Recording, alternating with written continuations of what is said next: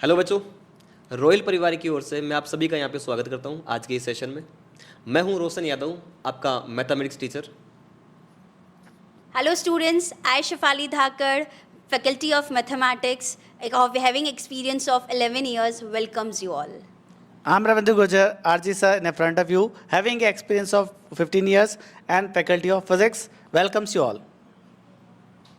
Hello बच्चों, मैं Vineet Patel, physics faculty. मैं 8 साल से फिजिक्स पढ़ा रहा हूँ। स्वागत करता हूँ आप रॉयल के इस ऑनलाइन सेशन में। तो जैसा सबको पता है सीयूटी की एग्जाम डेट आउट हो चुकी है और आप सबने अपना सेंटर देख लिया होगा। On the huge demand of students हम आज आपके लिए लेके आए हैं फिजिक्स और मैथमेटिक्स के लिए स्ट्रेटेजी वीडियो कि सीयूटी में बच्चा लास्ट टाइम क्या करे तो बच्चे के लिए बहुत ज़्यादा हेल्प हो जाए। सबसे पहले हम स्टार्ट करना चाहेंगे पेपर डिस्कशन के बारे में, क्योंकि जो बच्चा हमारे रॉयल से नहीं जुड़ा हुआ है, जो बच्चा रॉयल से जुड़ा हुआ है वो तो पूरे सिस्टम के बारे में अवेयर है कि पेपर पैटर्न कैसा होता है, किस टाइप के क्वेश्चंस होते हैं। तो आप थोड़ा सा फोकस कीजिए कि मैम आप थोड़ा सा बताइए कि बच्चा पेपर पैटर्न के बारे में थोड़ा समझ पाए। Thank you sir. जैसे कि बच्चों मैथ्स का पेपर पैटर्न मैं आपको बताना चाहूँगी। मैथ्स में टोटल आते हैं 50 क्वेश्चंस। हर सही क्वेश्चन करने पे आपको मिलता है +5, यानी पेपर होता है आपका 250 मार्क्स का।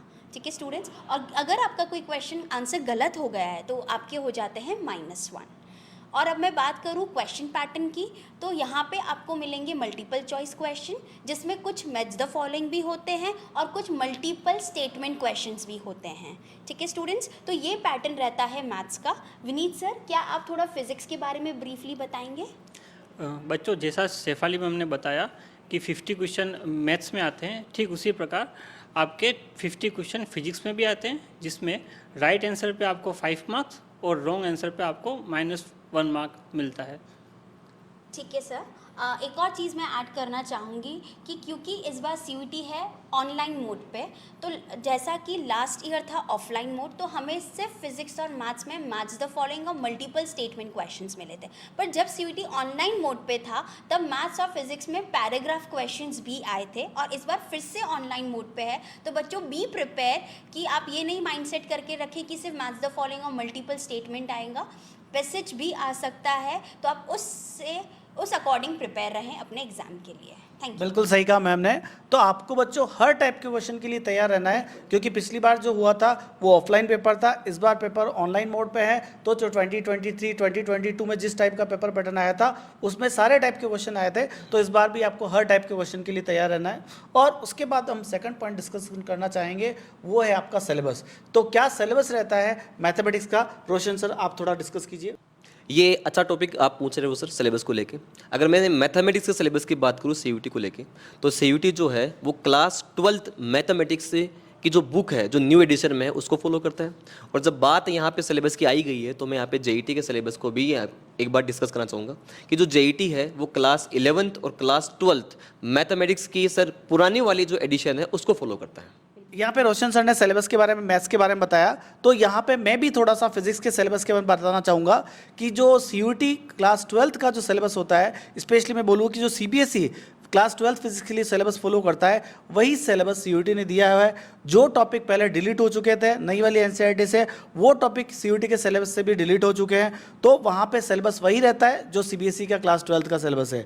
और जेट की बात करी जाए तो जेट में क्लास 11th और 12th दोनों का सिलेबस आता है। हाँ, और वो जो बुक फॉलो करता है वो अपना सिलेबस अलग ही देखता है। वो जो 12th की और 11th की जो पुरानी वाली बुक्स थी उसके सिलेबस को फॉलो करते हुए आपको सिलेबस देता है, तो आपको उसके अकॉर्डिंग अपनी प्रिपरेशन करनी है। ठीक है, तो थर्ड पॉइंट, अगला पॉइंट जो मैं डिस्कस करना चाहूँगा सिलेबस के बाद, कि बच्चा अब लास्ट टाइम पे क्या पूछता है कि सर मुझे क्या स्टडी मटेरियल फॉलो करना चाहिए ताकि मैं अपने स्कोर को मैक्सिमाइज करना चाहूँ। तो शेफाली मैम आप इसके बारे में थोड़ा सा बताइए। Thank you sir. जैसे कि बात करी सर आपने स्टडी मटेरियल की, तो हर बच्चे के पास कोई ना किसी इंस्टीट्यूट पे जहाँ पे वो जा रहा है उसका स्टडी मटेरियल होता है, तो उसे वही फॉलो करना चाहिए। अभी इस एंड टाइम पे बहुत रैंडम बुक्स, नई बुक्स को फॉलो नहीं करना चाहिए। तो जो आपने पूरे साल जिस स्टडी मटेरियल को फॉलो किया है, आपके क्लास नोट्स, जो रॉयल का स्टूडेंट है तो अपने मॉड्यूल्स और साथ ही अपनी एनसीईआरटी, इन तीनों चीज़ों को ही आपको रिवाइज करना है। किसी नए मटेरियल को आपको नहीं गो थ्रू करना है। तो सर एक और बच्चों की बहुत डिमांड आ रही है किसी एक पॉइंट पे, वो है रिवीजन टेक्निक, क्योंकि रिवीजन बहुत इंपॉर्टेंट है प्रिपरेशन के लिए। तो आरजी सर क्या आप थोड़ा कुछ बताएंगे इस बारे में रिवीजन? क्योंकि बच्चे ने जो साल भर पढ़ा है अगर उसने उसका रिवीजन नहीं किया तो साल भर जो पढ़ा हुआ है वो भी उसका वेस्ट हो जाता है।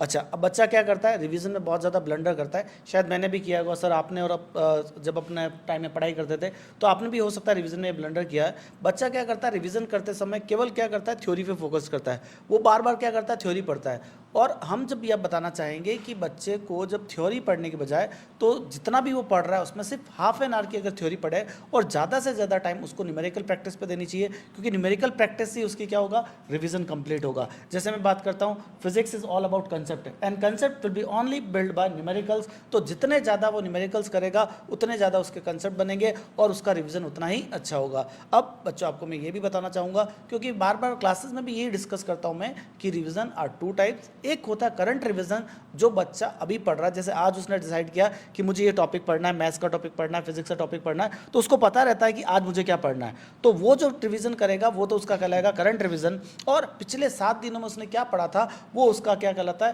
Previous revision. और ये प्रीवियस रिवीजन क्यों जरूरी है सर, आप बताइए। तो यहाँ पे मैं बताना चाहूँगा कि जब बच्चे का प्रीवियस रिवीजन हो रहा है तो उसके दिमाग में कितने फॉर्मूलेज रिटर्न है, तो उसकी रिटेंशन पावर के बताता है। तो इसलिए प्रीवियस रिवीजन बहुत ज़्यादा इंपॉर्टेंट होता है। तो करंट रिवीजन के साथ साथ बच्चे को प्रीवियस रिवीजन भी करना चाहिए। अच्छा, मैथ्स में भी सर बच्चों को यही फॉलो करना चाहिए ताकि ज़्यादा से ज़्यादा फॉर्मूलेज उनके रिवाइज होते जाएं। अच्छा, बिल्कुल। तो यहाँ पे रिवीजन के साथ साथ बच्चे के दिमाग में एक बहुत ज़्यादा कन्फ्यूजन रहता है कि जब बच्चा पेपर अटेम्प्ट कर रहा है तो वहाँ पे वो कितनी बार कहता है कि सर मेरे तो इतने क्वेश्चन छूट गए, सर मैं पेपर के अंदर टाइम मैनेज नहीं कर पाया। तो वहाँ पे बच्चों को क्या करना चाहिए, रोशन सर आप प्लीज़ बताइए। जी सर, ये बहुत ही तगड़ा क्वेश्चन है एक तरह से देखा जाए तो। टाइम मैनेजमेंट सबसे बड़ी प्रॉब्लम होती है बच्चों के लिए। ठीक है, जो बच्चा शुरुआत से पढ़ाई कर रहा है, ठीक है, उसको पता है कि कौन सा क्वेश्चन, उसको देखते पता लग जाएगी हाँ मैं ये क्वेश्चन कर सकता हूँ कि नहीं कर सकता। अगर किसी क्वेश्चन में डाउट होता है तो वो उस क्वेश्चन पे ज़्यादा टाइम वेस्ट ना करके स्किप करके आगे बढ़ जाए। अगर मैं मैथमेटिक्स में बात करूँ पर्टिकुलर, तो कुछ ऐसे टॉपिक्स है या ऐसे चैप्टर्स अपने पास में जिन पे अपने को जाना चाहिए सबसे पहले। जैसे पहले मैं बात करता हूँ कि मैट्रिसेस एंड डिटरमिनेंट, 2 ऐसे चैप्टर है कि आपको सबसे पहले जो क्वेश्चन है इन्हीं के अटेम्प्ट करने चाहिए। उसके बाद अगर आप चाहो तो वेक्टर एंड 3D के पास जा सकते हो। उसके बाद अपन LPP पे जा सकते हैं। उसके बाद अपन डिफरेंशिएशन पे जा सकते हैं। और टाइम या आपकी कैलकुलेशन या फिर आपका जो नॉलेज है वो स्ट्रॉन्ग है तो फिर अपन इंटीग्रेशन पे मूव कर सकते हैं। तो अब जैसा रोशन सर ने बनाया टॉपिक वाइज, तो वैसे जिस बच्चे का कॉन्फिडेंस अगर पूरा है ना, तो जिस बच्चे ने अच्छी तैयारी करी है तो वो तो कहीं से भी स्टार्ट करता है, उसको कोई फर्क नहीं पड़ता है। फिर भी कहीं मान लो किसी बच्चे का 90% तक का कॉन्फिडेंस है, तो फिजिक्स में मैं भी बताना चाहूँगा कि बच्चा शुरुआत करे एटम, न्यूक्लियर, DNMR से। तो क्या होता है, बहुत छोटे टॉपिक होते हैं और इसमें बोर्ड और कॉम्पिटिशन में कोई बहुत ज़्यादा डिफरेंस नहीं होता है। इसलिए बच्चा अगर वहाँ से अगर क्वेश्चन अटैम्प्ट करेगा तो सबसे पहले उसके क्वेश्चन बहुत आसानी से हो जाएंगे।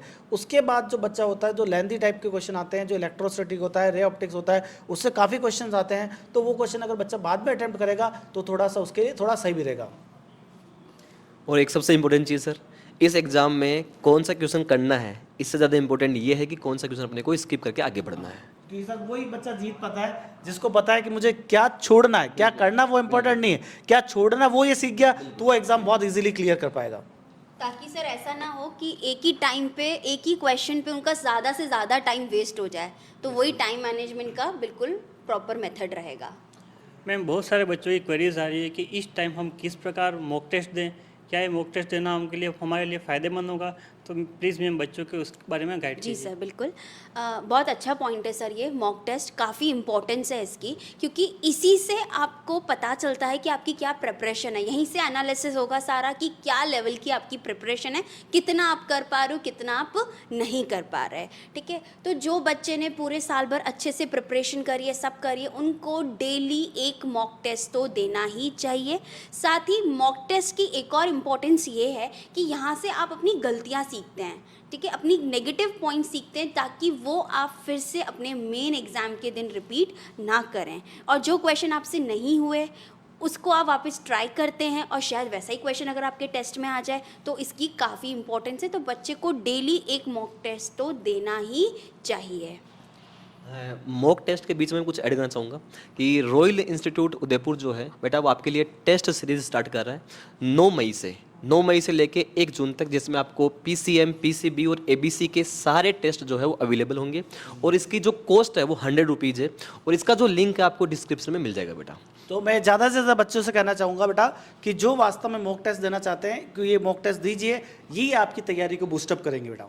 तो मॉक टेस्ट के बाद मैं आपसे डिस्कस करना चाहूँगा विनीत सर कि बच्चा लास्ट टाइम पे बहुत ज़्यादा मिस्टेक्स करता है, तो कौन कौन सी मिस्टेक बच्चे को अवॉइड करनी चाहिए, इसके बारे में आप थोड़ा सा बताइए सर। बिल्कुल, बहुत अच्छा क्वेश्चन आज सर ने पूछा है। देखो बेटा, इस टाइम क्या होता है, ये लास्ट टाइम होता है और उसमें बच्चा बहुत सारी गलतियाँ करता है। अगर आप वो गलती नहीं भी करते तो भी आप बहुत अच्छा स्कोर कर सकते हैं। सबसे पहली गलती जो बच्चा करता है कि वो मल्टीपल बुक्स को फॉलो करने लग जाता है।